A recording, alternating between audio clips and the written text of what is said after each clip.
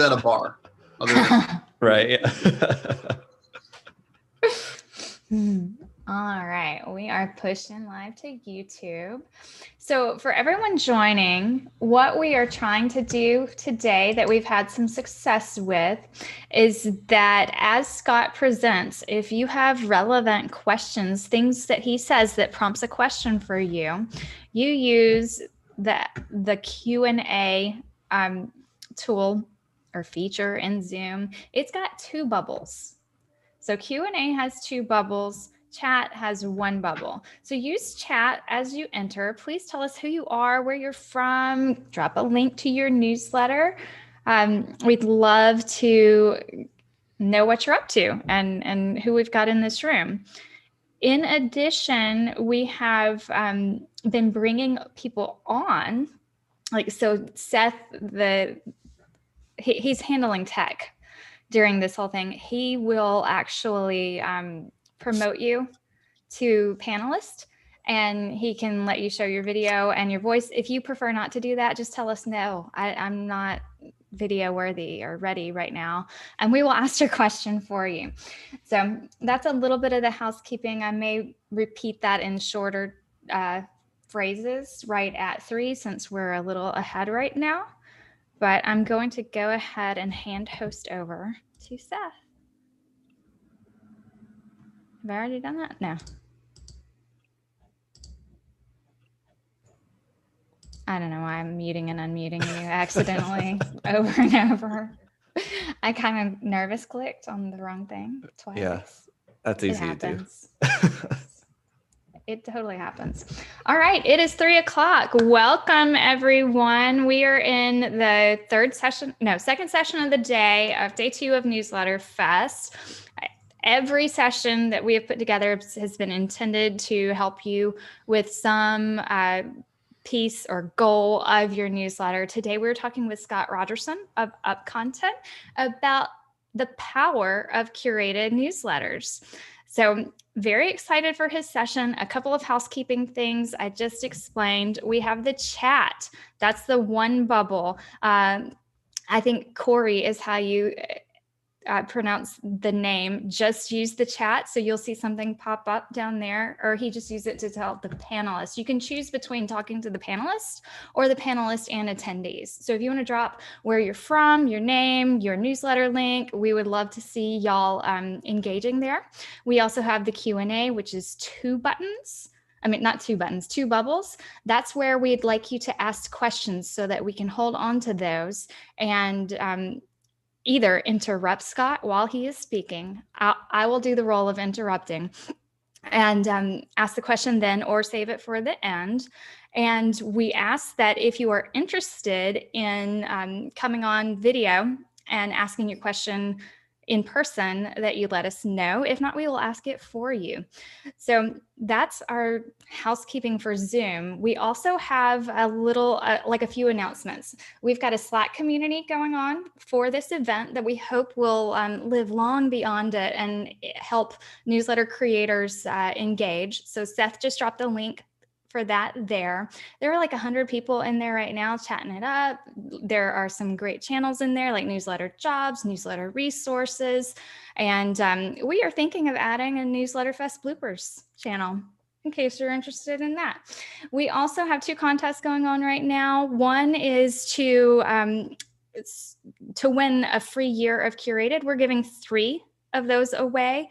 And right now we have like 1 entry in this contest. So you've got good chances if you're interested in a year of Curated, which is worth a lot of money, especially if you have a big list, but even if you have a small list. So what you do is start a Curated account for free and mock up a newsletter and then enter it in the contest. So he just dropped a link to that. And then you go tell people to vote for you, right? And we also have top newsletters of the year. And those are newsletters that were nominated. They were crowdsourced. And you can go in and vote for your favorite newsletters. And we'll be announcing those at the closing ceremony. And they'll be getting like digital badges that say like Newsletter Fest 2021, top newsletter of the year. So super excited about all of these things. Now that we've got that out of the way, let's get to the juicy part. Welcome, Scott Rogerson of UpContent. He is the founder and CEO over there, and he knows a lot about curated content. So it's a natural pairing that we would invite him to speak at Newsletter Fest. Also, everyone congratulate Scott because he is celebrating this week the birth of his son, John. So we were very lucky to be able, he asked me when I asked him to speak at this, like, is this on location? Because my wife's not going to be happy with that. And so, no, it's not on location. It's all remote. And congratulations, Scott. Awesome. Yeah, thanks, Ashley. And thanks, everyone, for having us. Thanks for attending. Yeah, John is now 4 days old. So this is a nice respite away from what life has become over the last 4 days into kind of coming back into normalcy a little bit. So I'm excited to share that time with this group. See some familiar names in the list. So excited to see those and some new ones as well that I'm excited to interact with. And as Ashley mentioned, please do interrupt. That makes a really good conversation versus going through some slides. And I hope that this information is really just prompting ideas for those deeper conversations. So as Ashley mentioned, the focus of the next 20-25 minutes plus some questions is around curated newsletters. And I know from the past sessions, there's been a lot of focus around the delivery and style and structure and perspective on the newsletters when they're delivered. We're going to focus in this conversation a bit more about the content inside of those newsletters, and then also zooming out a little bit to think about what we really mean when we say the term newsletter. So as Ashley mentioned, I'm currently CEO of UpContent. We're a B2B SaaS technology used by marketing and sales and HR teams and a bunch of other people to help them with their curation strategy. Obviously, newsletters becomes a key component of that. So we work with a few hundred individuals, both small organizations, large organizations in their newsletter activity. So I hope to bring some of those dialogues and conversations and what's worked and what hasn't to this discussion. Also, prior to launching UpContent, I was the CEO of about a 20-person agency focusing on the execution of digital marketing strategies. Obviously, email was a large component of that. For those on the conversation with backgrounds in consulting and private equity, certainly come from that background as well. And then as Ashley, Seth, and I were just talking about before we got on, most importantly, from the newsletter perspective, right? If anyone's watched the movie Elf, it's one of my absolute favorites. So also human, raised by humans. And I think that's going to be an important thread all the way through when we talk about how newsletters work. And what we've seen work best when the newsletter is just a component of the overall marketing strategy. One of my favorite quotes that we've seen come out most recently is from April Rudin. She works a lot in the financial services segment, but I think this translates to other industries as well. We're really focusing on the idea of prospecting and how that really is driving at building relationships more than it is direct selling. And when we think about newsletters or curated newsletters, that idea of utilizing what you're delivering to be a service to that audience, making sure you care first and foremost about what the audience wants to receive, not just in general, but what the audience wants to receive from you, is a critical initial step to building a successful newsletter, regardless of what the content is that's in it. But I think what many of us have seen over the last few months is that this word newsletter has changed in its meaning as well. And so wanted to take that step back to look at newsletter not necessarily as something that's in your inbox, but as a tool that is utilized to share those relevant and valuable bits of information with a network. Customers, subscribers, prospects, what have you. And we've seen that now take hold where it's moved outside of the inbox, and these same newsletter concepts are now permeating into other channels as well, with many of the social networks either taking an ownership stake in organizations who focus on newsletter creation or trying to create their own newsletter system themselves as a way to more easily be present amongst that most engaged audience outside of the inbox. What's nice for all of us who have been doing newsletters for so long is that many of those same principles that we did to get into the inbox and to get those clicks also applies outside of the inbox. So everyone in this conversation, your resume has now grown to not only being able to manage the newsletters in the inbox, but also be able to handle those across many other digital channels, now including social. And why is all of this happening, right? Why are these networks doing this? I think it all boils down to three main areas as to why newsletters work. They work because context builds trust. The more that I know about who you are, where you're coming from, what your perspective is, the more easy it is for me to trust what you have to say and take that as a data point that I can make decisions on versus just getting a bit of information from someone I don't know anything about and then trying to use that to make the right decision. That familiarity that newsletters provide as well, obviously, being able to be in that inbox or whatever that location is consistently, so that just by seeing your name, by seeing the content that you're providing, it feels like I know you better. And again, that helps me to trust what you have to say more when you are ready to do some of the more traditional prospecting or selling activities. And then showing me that you have that credibility as well is important. And what we see used in a lot of cases there is providing the content that's necessary so that not only do I understand what you have to say, but I also understand where your perspectives are being derived from. And it's really in the credibility area that curated content can shine. And when we switch over from looking at newsletters to looking at curation, certainly in the context of newsletters, it's the same slide, right? It's the same three things that matter as it relates to curation. Context of the curated content that you're providing, so showing me where your perspective comes from helps to build trust. That familiarity of being able to do it consistently, one of the values of curated content is that it can help to build those habits. It certainly has amongst our team, where it's been difficult without having a newsletter to hold each other's feet to the fire and make sure that we're doing that curation activity. But when you know that on Sunday morning at 11 a.m. a newsletter is going to go out, and if it doesn't have great content in it, you're going to look like a fool, that's a good motivator to make sure that we have enough valuable articles inside of that next edition. And then also showing where those perspectives come from. And so we'll touch on this when we get out of the theory and start going into the practice in the next few slides.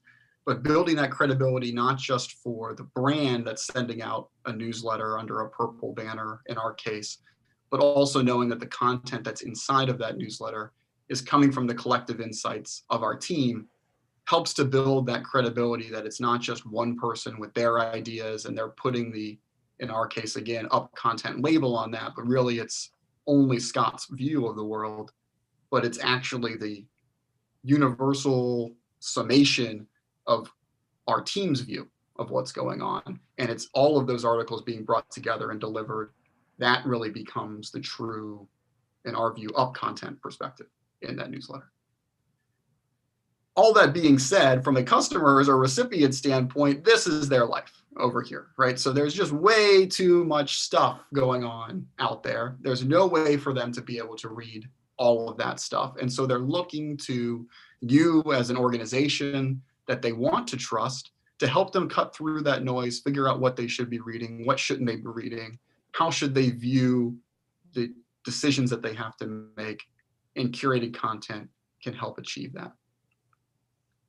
Now, I know, because we've had these conversations with many organizations, that there are some individuals on this session or viewing this recording later that have tended to see in the past, I'm trying to say this very nicely, that if they were going to use curated content, it was simply as a reason to fill the gap, right? I didn't have enough time this week to get content out. So Ashley and I are working together. Ashley, I'm sorry I didn't get enough time to get that worked out. Hey, Scott, can you just go find some stuff then and get that in there so we can get this email out on Tuesday, right? Like that used to be the curated viewpoint. I'd say probably 5, 6, maybe longer years ago, where it was this filler material. What we've seen transpire over the last 5, 6 years and accelerate over the last year is that the need for curated content to provide that credibility, to provide that trust, to provide that familiarity has grown. And this study that was done by Convince and Convert a few years ago, I think really showcases why curated content matters, even if you have 50 people on your content team who can create the most beautiful works of art that anyone's ever seen, you still need that familiarity, you still need that credibility, you still need that consistency to build that trust. And what this is showing is looking at organizational profiles and the content mix that they're delivering. And what was found is exactly what we were just saying. You can't just do one, right? Curation is not the silver bullet. Now you don't need to create anything anymore. And just because you have all the resources in the world to create doesn't mean you don't need to spend some of those resources curating.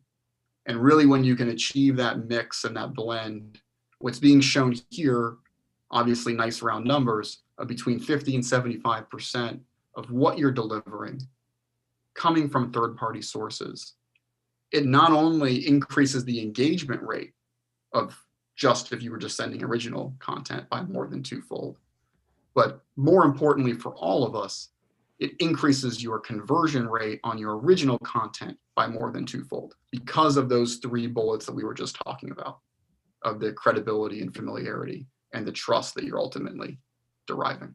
Ooh, don't go to the next slide. I have a question. Excellent. It is not crowdsourced. It is Ashley sourced. Dennis Shao challenged everyone on his newsletter list back in December for like 2021. Here are like 8 things to consider doing. And one of them that I think makes any marketer nervous was to consider curating and linking to a competitor's content. Blasphemy. And when you think through it, it's kind of brave. It is. Right? It is. And it has its merits because it's saying your success with this content, even though it may distract you away from my brand, is more important to me than me keeping it from you and you not knowing this good advice exists. Absolutely. Where do you fall on that, and have you ever done that? We do it all the time. And I think it is hugely important, and it is a way to say, look, I want you, the subscriber to my newsletter, the prospective customer to our technology, to make the best decision for you. And so particularly being in a SaaS organization, I think there's a lot of people on this conversation who know this well. It's not about the first month's revenue or the third month's revenue with that customer, or the 6 months revenue with the customer, or even the first year of revenue. It's that second year of revenue with that customer where it actually becomes valuable for all the effort that you've done to try to make sure that what your solution is for that customer is what they need. And so the last thing that we would want is for someone to sign up for our tool because, I don't know, they like the letter U, they like the color purple, it's the first thing they found and they were really busy.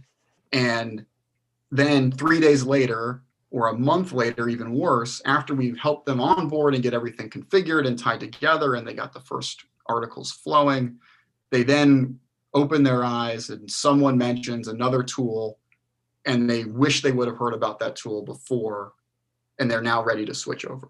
And so it's very helpful for us to make sure that we are bringing that content and bringing that awareness of the other organizations that are out there, if their content is content that we align with. And a lot of that is, right? A lot of the practices that they're showing and that they're saying are what we would agree with.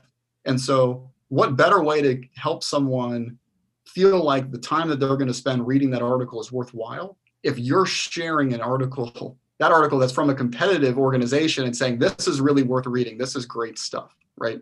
Not only does that help them better understand, in our case, what curation is, how they can best leverage it, other tools that are out there and the pros and cons of that. But most importantly, and our hope is that it helps them trust us more when they come back with other questions and we can then provide answers, because they know that we're opening everything we know and not trying to seal them off in some sort of vacuum chamber and say, no, don't look in that door, that doesn't matter. You came here first, you need to stay here. It's the same struggle, and it is a struggle for a lot of people, that we hear about putting an outbound link on a website, right? Someone's come to my website, I have to keep them here. Like, guess what, right? They know that other websites exist. So they're not going to stay there forever.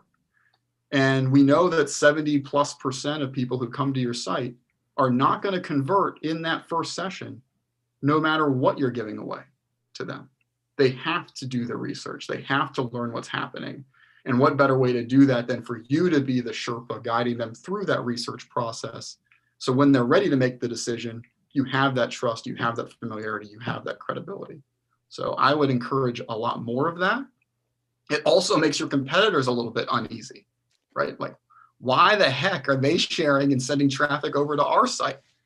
You know, they must really have something great if they're not trying to pretend that we don't exist. And so I would encourage to do it more so than just that single challenge, to get more of those data points. And then who knows, maybe they aren't the arch nemesis that you thought they were. Maybe there's opportunities to do things together, to jointly present perspectives, to better the world of curation together in our case, right? And so I don't see any harm in doing that. What's the worst case? You lose a customer that you were going to lose anyway, and now you didn't have to spend the time trying to lose them. I love that. Okay, proceed. More of those, please. That was much more fun than flipping through these slides. All right, so hopefully this will now spark more questions from the group. So now we're going to get away from some of the feel good, this is great, we all are nodding our heads, we all know what curation means, to some of the things that we've seen that challenges traditional views of curation, as well as where we've seen it really excel. And so these are kind of the 4 key tips or thought processes that we go through every week before that newsletter goes out, before we share that content on our site or on our social or wherever those curated articles need to go. The first one is important, probably the most important. And I may say that 4 more times, but I think the first one is the most important here. That it needs to be true curation, not just aggregating content together. And so what I mean by that is you are, even though you're not crafting every individual article that you're sending out, you still need to honor that space in the inbox of the person you're sending that newsletter to. The fact that you've just done the activity isn't what's going to help you win that trust. You have to make sure that each article that is selected is of interest to that customer, or could be of interest to that subscriber, and that you're the unique organization to put together that set of articles for that subscriber to want to read, right? So that they're learning something not only about the content that you're providing to them, but they're learning something about your organization because you're the one who put the articles together in that way and shared your perspective on that content. And I think we see, oh, go ahead, Ashley. No. Finish that statement and then I'll ask a question. I think we see in a lot of cases where people aren't able to make that leap, right? They have original content that they're sending out, and that's what's telling them about who they are as a person or an organization. And then they do this curated thing as well that they hope is going to help them be more consistent and get good articles out, but it doesn't connect back to who they are as an organization, right? Just like when we write content, we shouldn't just write the same article that anybody else in our space could write. We should write only the article that we have a unique perspective to write about. And then similarly for the curated side, we should curate articles that we can uniquely curate. Right? What is our area of curation? It's not just putting together any digital marketing article that exists because we're in digital marketing too, right? So what is your unique perspective that makes the reading of your curated article and your curated newsletter of value to your subscriber? Okay, so we have an anonymous question that I think is wonderful because it's going to force us to do that thing that experts always need to do, which is back up like 10 steps and define curated content. Mm-hmm. Great. So this person is saying like they want to be given an answer that helps them visualize exactly what that might look like alongside that data that you provided. Yeah, so a curated article or curated content is an article that's written by a third party, right? So someone who's not in your organization, you have no affiliation with them, they may not even know who the heck you are, that you've identified and are bringing to your audience, giving full attribution and driving traffic back to that original publisher's site. So the reason that all of those things are important If I found a curated.co blog post and said, this article is amazing, I need to get this to all of my best friends and they should read it. And I'm sending all that traffic back to curated.co. That is a curated article, which is different than me hiring Ashley to write an article on my behalf that lives on my blog that is first party, or me going to Ashley and asking if I can repost an article that she's already written on my website, which would be second party content. So this is true third party content. Yeah. So, I mean, like a simple definition might almost be original versus curated. Original is something that your brand or your, let's just say the person you are, like the individual you are, if you're a personal brand or something, or the company you work for has created and posted from scratch, original. Curated is anything that you share with an audience that is not yours, and you are saying, hey, go look over there. That's good advice, or that's something we didn't write, but we want you to see. Yes. So if you think in terms of newsletters, a quick example that kind of resonates universally, or at least, I don't know, in the States, is Morning Brew. Mm-hmm. Because they are writing commentary, but they are linking to news stories that have been published elsewhere. Yes. Yes. All right. So we always talk about it in the context of a museum as well. Like, think of your favorite art museum, right? The person who leads that museum is called a curator. And why are they called that? Well, it's because they didn't actually paint anything in that whole building, right? They went out and found these different pieces that individually are beautiful, but more so collectively tell a greater story that curator wanted to convey, but they're doing it through the works of others. And they're not trying to pretend like that painting was made by them, and maybe at the very bottom in small font saying this was originally done by Picasso, but putting it as them at the front. They're actually saying this is a painting from Picasso. He's a great guy. Go look him up. He's done lots of other good stuff. And I'm bringing that to you so you don't have to go and find it yourself. And so that's what we're trying to accomplish with curated content as well. Excellent. And so then Corey asked a question, and I'm just going to ask it for you quickly, Corey, because it was short and I think it's very, very clear, but we will start promoting other people to screen share possibly. I think, Seth, we might even have to change the views on that as we promote them so that they'll show up.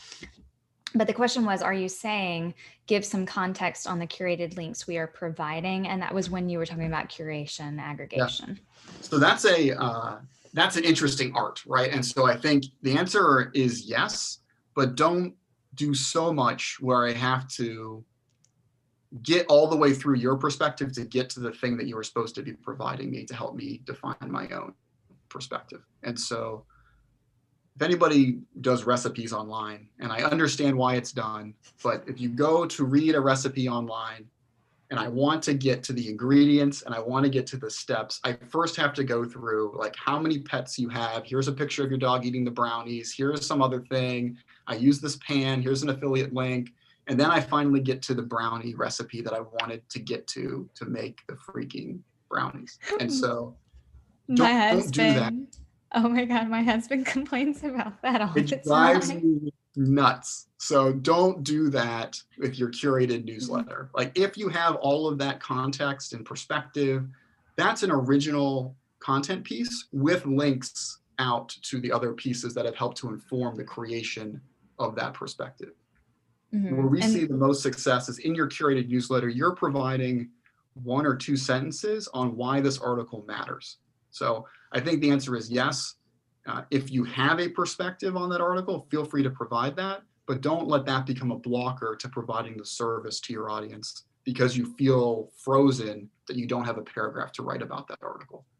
The fact that you're providing that set of articles in and of itself should tell the story, so you don't have to worry about being paralyzed crafting beautiful prose for each article you're including. In about 9 months of study, subscribing to lots and lots of newsletters, a percentage of those curated, and writing one myself, I have noticed that it's completely okay to like strike a balance, right? if something hits really hard with you or your brand and you want to drive home like your particular perspective on it, that's great. You could balance that with some links that you say, go read this, it's good. You know, like, Yes. And so I feel like some newsletter senders actually tell you what they think is most important by the amount of text they include with different pieces, so that they're giving it like a visual weight. Deb is asking, so aggregation would be just listing links without providing perspective. It's probably not quite, right? Yeah, I think it's probably even less than the value that you're talking about, Deb. I think including a grouping of links that are valuable to someone can still be curating. Where it becomes aggregation is if you go out and say, I want all the Wall Street Journal politics articles, and I want all the entrepreneur articles, and I want all of these feeds to all mix together, and I'm going to automatically get those onto social as they get published. And I'm just simply amalgamating everything and then throwing it at the wall and hoping that you think that I know what I'm talking about, right? And that's very easy to see through when I get a newsletter every week and it's got the same 3 sources in it, that none of them are yours. I don't know how much you're actually curating there versus just saying everything that this group writes is pretty good and no one got fired for sharing an Inc. article, so I'm just going to go ahead and share an Inc. article too and get that out there. I don't learn anything about you in that perspective. It's when I can see, even if you're not providing the perspective, as Ashley talked about, that every week I'm seeing different articles coming from different sources into that newsletter. Then I think you've put a lot of thought into this. I can put some weight into trusting the little time that we have to read something, that these are good things to read. And that makes me want to look forward to the next newsletter that I get from you, because you've done some work for me that now I don't have to do. I think we're back on track. I don't have any open questions, but that was fun. That was a lot of fun. Let's do it again sometime. Okay. Hopefully in a few minutes. So the other areas that we've seen a lot is, and we touched on this before, is that the newsletter can become an individual's baby and inside of an organization. And while the newsletter itself is being shown externally as the organization's newsletter, really it's Adam's newsletter, and he's using the organization as a way to send out that newsletter. And so while that can be valuable, the challenge becomes if Adam gets promoted or moves to a new role or then goes and does something else, all of a sudden there's this weird jerk of the newsletter where the people who are normally receiving a certain perspective on that newsletter are now getting Stan's perspective instead of Adam's perspective. And they really liked Adam's, and now it seems like the perspective suddenly changed. But it's the same newsletter under the same brand and the same company. Like, what has happened here? Is the company different? Well, no, it went from Adam to Stan, that's all. But it's different. And so one of the things that we've really seen be successful is when you can find a way, and there are a lot of processes or tools that can help accomplish this, to get as many members of the team involved in at least the recommendation of articles to that editor who's going to be sending out the newsletter as possible. Make it as easy as possible for your dev group, for your HR team, for your sales group, for your leadership team, when they come across an article of value, to very easily be able to recommend that article into the newsletter. It would be great if they provided some context. They most likely will not do that, but they will at least give you the article, and then you can utilize that information to actually showcase to the world, to your subscriber base, this is the perspective of our organization this week. These are the things we've been reading. That does a few things. A, it helps to continue that same flow, because even if Adam moves on, he can still contribute to that newsletter flow. And if he does leave the organization, he may have only been 1/8 of the overall perspective that was going into that newsletter, so it's less jarring of a change. In addition to that, it also helps the internal team promote that newsletter to others, get behind it, right? They see their fingerprints on it. It's not just Adam's thing that happens in marketing and we don't know why, but they see that being successful. And then it becomes much less of just a marketing effort, and it becomes more of a company-wide communications strategy that becomes an asset of a process for the organization.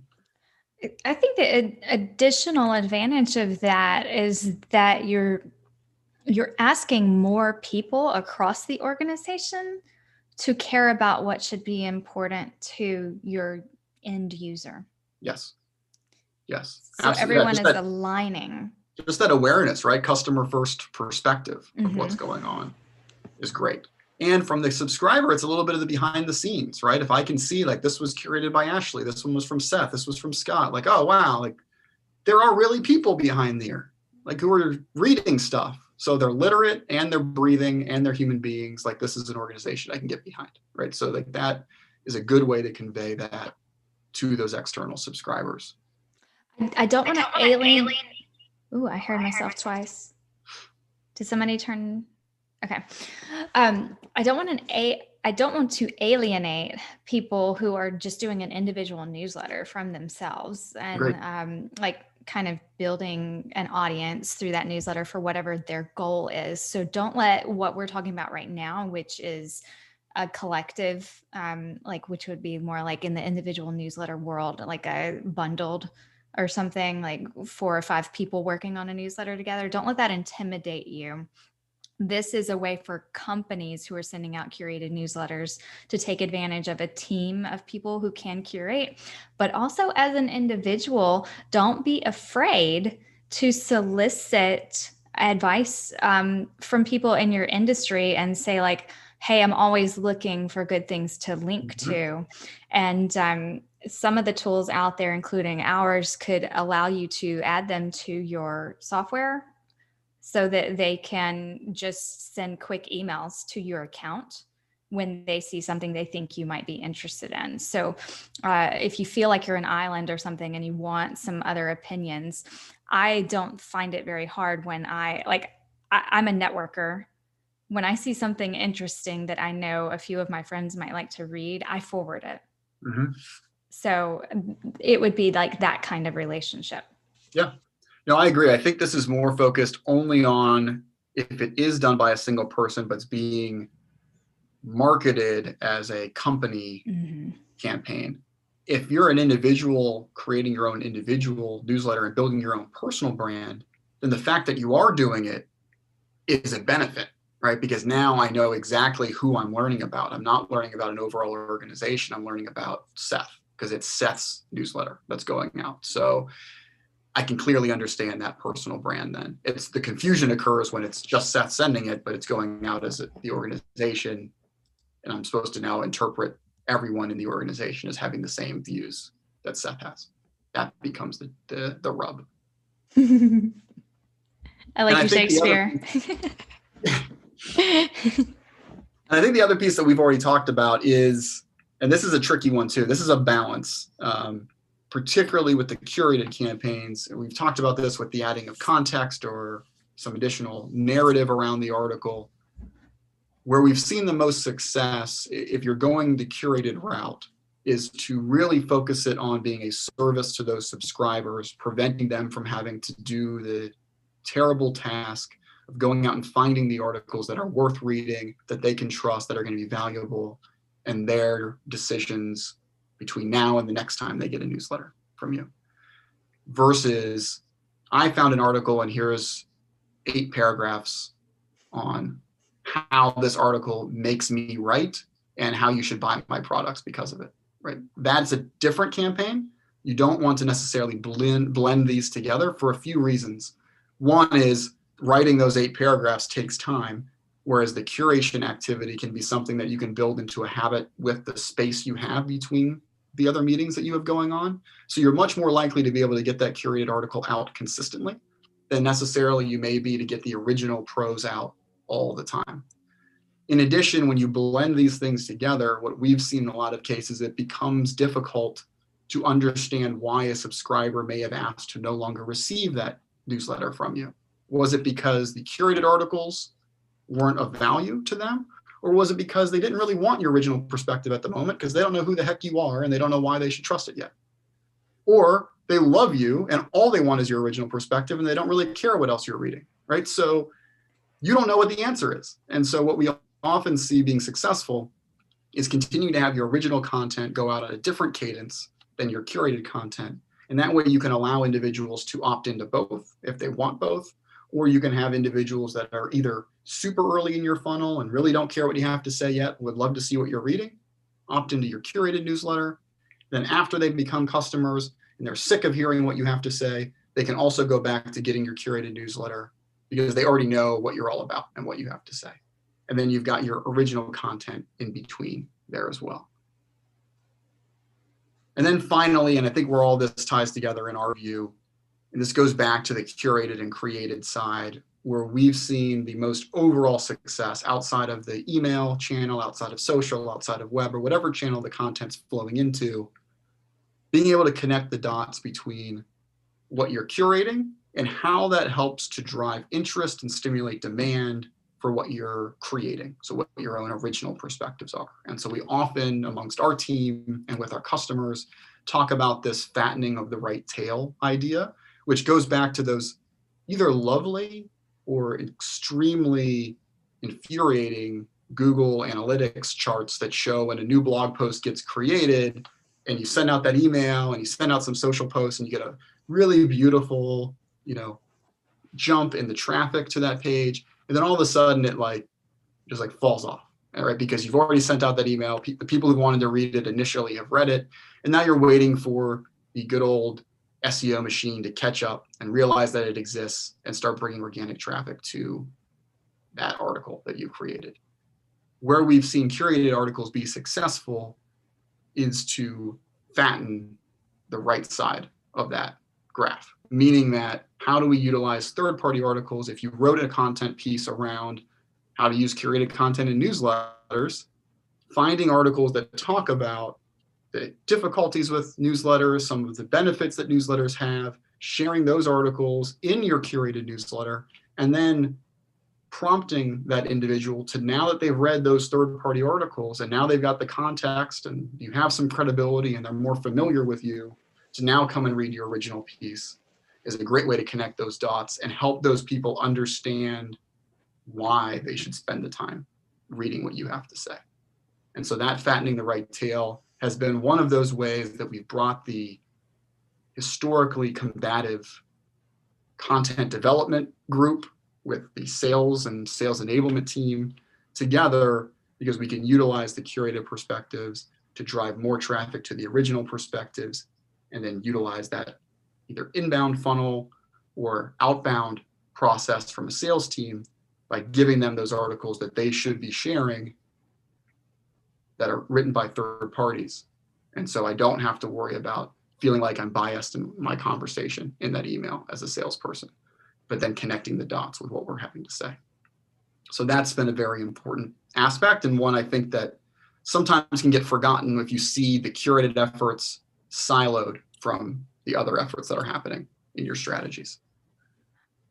I'm going to interrupt because I think that that brings up a conversation you and I might have had recently about the danger zone of creating and curating content that is maybe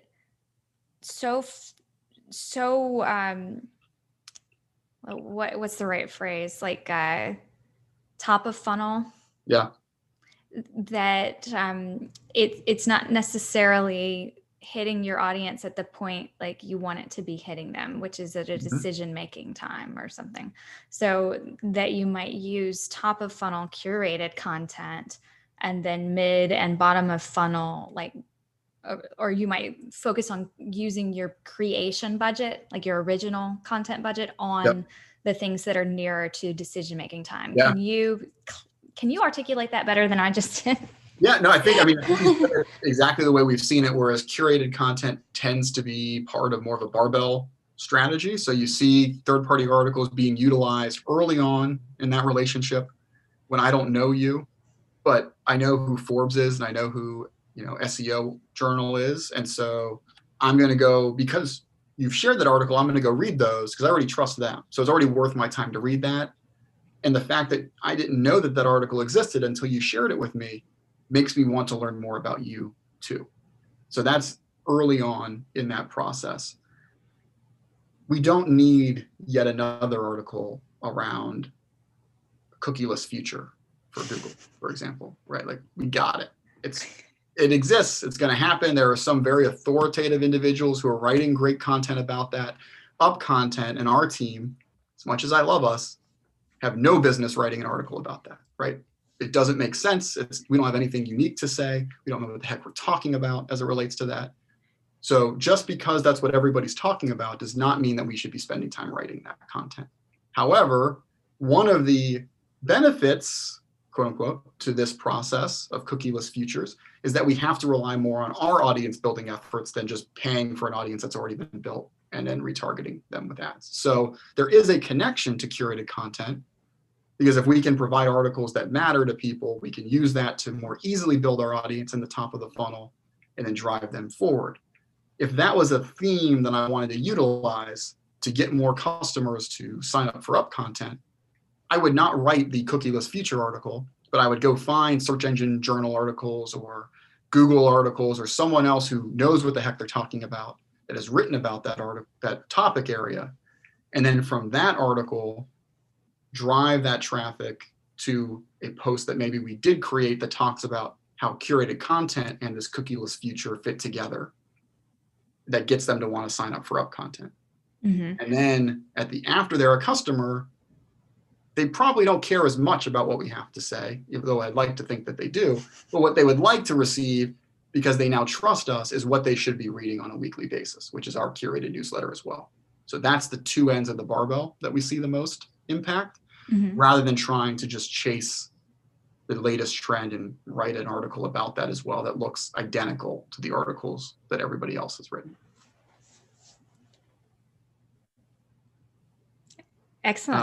And I think that's, so top uses wise, I think we touched on many of these, so I'll run through them quickly, and then hopefully we've got a few more questions before we have to wrap up. So best benefits we've seen for curated newsletters. It's largely passive, and by that I do not mean aggregation, but I mean I can spend, along with our team, 5 minutes here, 10 minutes there, doing what we're already doing as a team, which is trying to stay abreast of what's happening in the world that matters to us and matters to our customers, reading what's going on, recommending those articles into a central place, and then voila, at the end of the week, we can either get together as a group, which we've seen, or we have an editor who is picking the kind of best of the mix that they want to include in that newsletter. We also see this, to the point of the sales enablement funnel, as a great tool to use post demo or post that initial conversation where they're still trying to evaluate, are you the right group to work with? Beyond just sending a features and benefits link, sending an article from that curated historical library that you and your team have put together. Maybe it's around that cookieless future. We say, Ashley, great conversation that we had together talking about the use of curated as it relates to changes in ad strategies. Here's an article our team recently read around this topic from Search Engine Journal. That's an email that actually provided you some benefit. There's an article there, it ties with the conversation. You know that I was listening. You got something to help you in that decision-making process. I didn't have to write it, so I can give that to you as well. Curate articles work really well there. It also helps to affirm those customer decisions, right? Because I'm sharing articles on a weekly basis. It helps to remind you that we're an organization, that we exist. B, we have some semblance of an understanding of what we're talking about because we're sharing good content with you that you should be reading. And third-party articles, as we already saw on that chart, have a much greater engagement rate than original content, just on average, which also makes you more likely to want to send that along to a friend or a colleague, right? This is an article I think you should read. It came from UpContent or from your curated publication. I'm inherently lazy. I'm not going to go copy the link and go send it to you. What I'll probably do is forward the newsletter along to you and say, the article that's the second one down, I think you should read. Boom, right, gone. What does that do? Well, it moves that newsletter, it moves your brand to a new person who may not be familiar with it. Or if they already are subscribed, reaffirms the value of that newsletter in their inbox. We talked about adding context and its connection to your original content. The last area that often gets forgotten is we can utilize this for what we've heard a lot of editorial teams call it canary content. So like canary in a coal mine content, where they may have some internal conversations about what their editorial calendar should be, where they should invest those resources, to your point, Ashley, and they're not exactly sure which areas are going to get the most lift, what does their subscriber base really care about, what is their audience, what's going to resonate most with their audience. So instead of the historic challenge of, well, I guess the only thing we can do is go and write each one of these, get them out to our audience and see which one resonates. Instead, what we can do is go and curate articles around those same thematic areas, get those out to our audience and see where we're seeing lift. What are people clicking on? What matters most?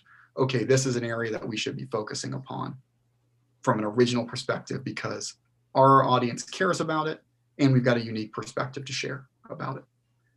We've also seen this utilized as another way to make sure that, you know, we're also following that news cycle. So when we're following a certain topic or a theme that's really important to us, when does that start to lull from the third-party conversation about it? That often can be a great moment then for us to write an original piece.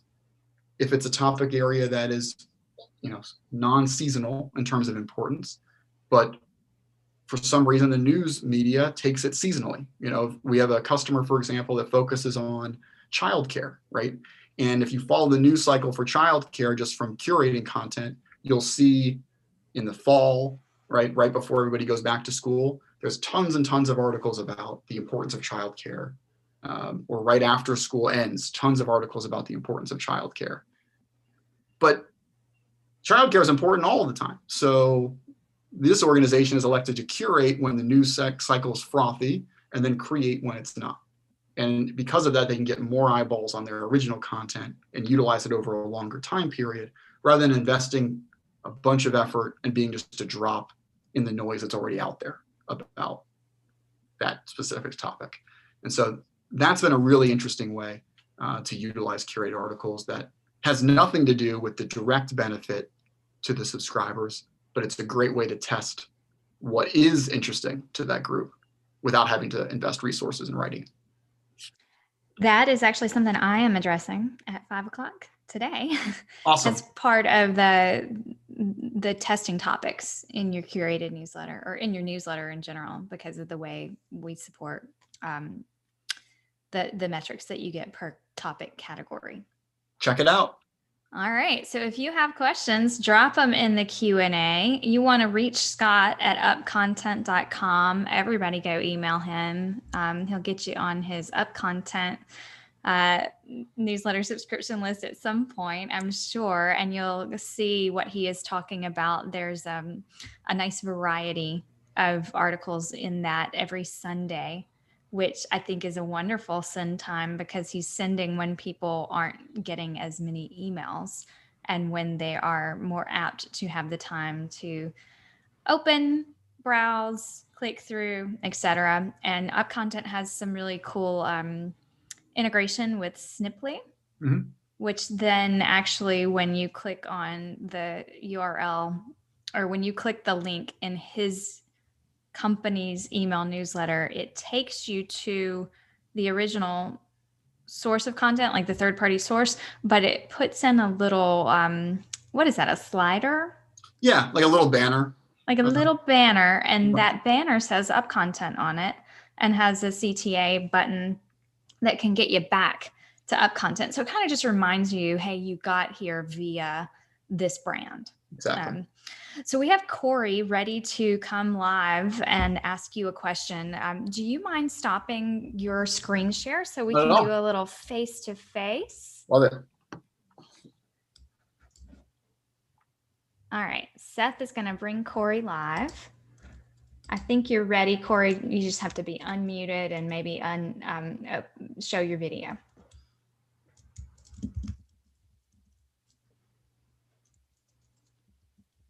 Hi, Scott. Hi, thanks for all the great questions. My question is, legal aspects. I have a free newsletter, so I'm not very worried that anybody's going to get mad at me for posting something in my newsletter. Right. But I'm going to start a paid one later this year, and I'm like paranoid that you know, somebody's going to get mad at me for putting something in their newsletter that I'm making money off of. Mhm. Can you talk a little about that? Yeah, absolutely. It's a really good question, and it comes up a lot. And a lot of it is based upon how you are presenting that article that you're curating. And so if you want to go and read about it further, the kind of topic area to search is called fair use. And so really what that means when it boils down is that you are presenting the content in a way that is not either dissuading or prohibiting that reader from making their way to the original source in order to get the key insights and factoids and perspective of that original author.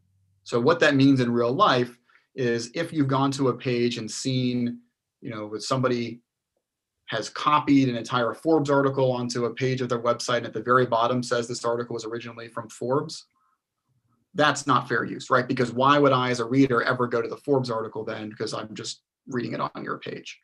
If you're doing a curated newsletter and you're sharing just a few sentences about why the article is important or your view on that article and giving them the easy way for them to link to that article to read the full article, then you're actually in the great graces of that publisher because you're driving traffic to their publication, to their page. So it would only become a friction point for that publisher if you were bringing so much into your newsletter where they didn't feel any need to go and read it, right? You brought all the salient points, you brought all the key bullets, you brought the infographic into your newsletter, so why would I go to that publication to read it? As long as you're making sure that you're promoting traffic to that publication, everyone's going to love you. Your subscribers will love you because you found it for them, and then the publishers will love you because you're bringing content to them. And so that's really the true curation perspective. Super. Thank you so much. It gives me more confidence to do a paid newsletter later this year. Absolutely. Thank Yeah. you. And so, I mean, the way to think about it is that what they're paying for is the work that you're doing to cut through all that noise, right? And bring the best articles for them. They're not paying for the content because the content is on that subscriber. If that subscriber has a paywall, you have to respect that, right? So you can't kind of try to find your way around that paywall. But other than that, as long as you take them to what that true experience would be, you're in great shape. So we have an anonymous question. What are some tips for actually doing the curating? I feel like Scott has like a little tool that helps with this. Yeah, there is a tool that can help with that. So yes, shameless plug. I would recommend trying out UpContent. That is a tool that helps with curating. Our focus, if we take the tool aside, is that utilize technology where it can be used best, which is in the initial discovery of articles that are worth your eyes to review the content that should then be curated. The reason we created UpContent is that our team, when I was running the agency, was spending way too much time Google searching to initially find those articles. And then they were spending an equal, if not larger amount of time formatting and assembling the articles in a newsletter to get the content out, which had left very little time to do the actual curation or addition of perspective. And so what we would recommend, again, unbiased, is not unbiased. Use a tool like UpContent to help you find the articles that matter to you. Don't just put in a bunch of RSS feeds, then have to go hunt through all of those. Activate your team if you have one or others that you trust to help you identify those content pieces, and then utilize an automation tool like a Zapier, for example, to connect the orchestrating technology, like the air traffic control, like an UpContent, with a distribution technology, like a, I don't know, Ashley, what's the name of that one? Curated.co, that can actually do the assembly of those articles into a newsletter and deliver that out to your subscribers. And that way you are not spending a bunch of time formatting the newsletter itself. You're not spending a bunch of time hunting and pecking for the articles themselves. And you can spend all the time just on your cell phone or tablet or wherever you're already reading, reviewing articles recommended for you, adding those few bits of perspective, and approving them for those external channels. But that's just my view. Agreed. Look, I dropped a link in the chat that is an interview that I conducted with Scott a while back, and it was him showing me how he puts together his newsletter using UpContent. So that will give you a great, like, a demo that's not a sales demo, if that makes sense. Like, that's a conversation about curated newsletters. Yes. Oh, you answered the other question. Did you type the answer? Yes. Okay. Boy. It's a boy. He had a boy. He's a boy. Yes. He But I didn't would have say it. that yeah, exactly. I was just present. I was a witness when I signed. But I would say that if you do have a chance to watch that, our focus there is all process related, not necessarily tool related. So, you know, again, you don't need UpContent to do a great curated newsletter. You can do that with many other tools. And if, as I said before, happy to recommend other technologies to go take a peek at and see if it's right for you, or you can simply do it manually. The real focus is getting that process, being consistent in that process, and getting it delivered in a way that your subscribers are going to care to read it. Additionally, we are doing a session that is a branded session on, help me out. Is it tomorrow, Seth? It's Thursday. It's Thursday? Mm-hmm. Okay. I'm so confused. I thought that was the agency one on Thursday. I believe the agency's tomorrow, and okay. then Thursday is the link. Mm-hmm. Okay, well, double check us because we don't know what we're talking about. We'll both be good, I'm sure. We're both like high on Newsletter Fest fumes right now, but we are doing a session that is called like advanced link collecting, how to curate like a pro. And while we will be demonstrating some of the advanced functionalities that Curated itself has, we will be opening that with like recommendations for how to go about getting started curating, and then take you into the advanced tech side of that. Because if you are like me, you can end up with lots and lots of links. I see lots of things and collect, etc. And it's amazing when you can connect the tools that take some of the time out of that. So there's a way, like Scott mentioned, to have a tool like UpContent or another tool that is helping you choose links. Like, it's providing you links and you're saying like, oh, that's a good story. That's a good story. That's a good story. So you're curating from its aggregation, right?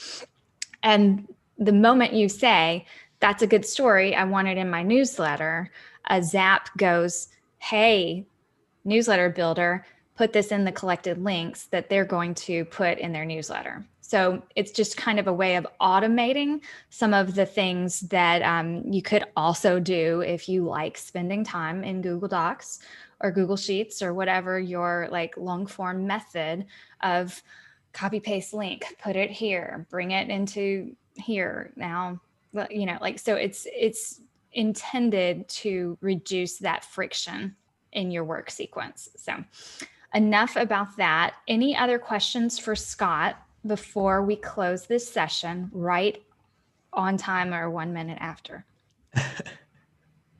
No more? Okay, so I'm going to ask Seth to drop the Slack group link, just because we would love for you all to come join the community. Scott's in there. So he will be engaging with people in there as long as he finds that fulfilling. Wink, wink. And we would love for you to go in there and share your latest issue of your newsletter or ask newsletter questions, things of that nature. And to continue signing up for, if this was like the first Newsletter Fest session that you've come to and you are interested in the others, like go check out the links in there, because we have some good ones coming up and we're really excited about them. So thank you for being the reason that we are creating this content that we hope that you might one day curate. Love it. Thanks, everyone.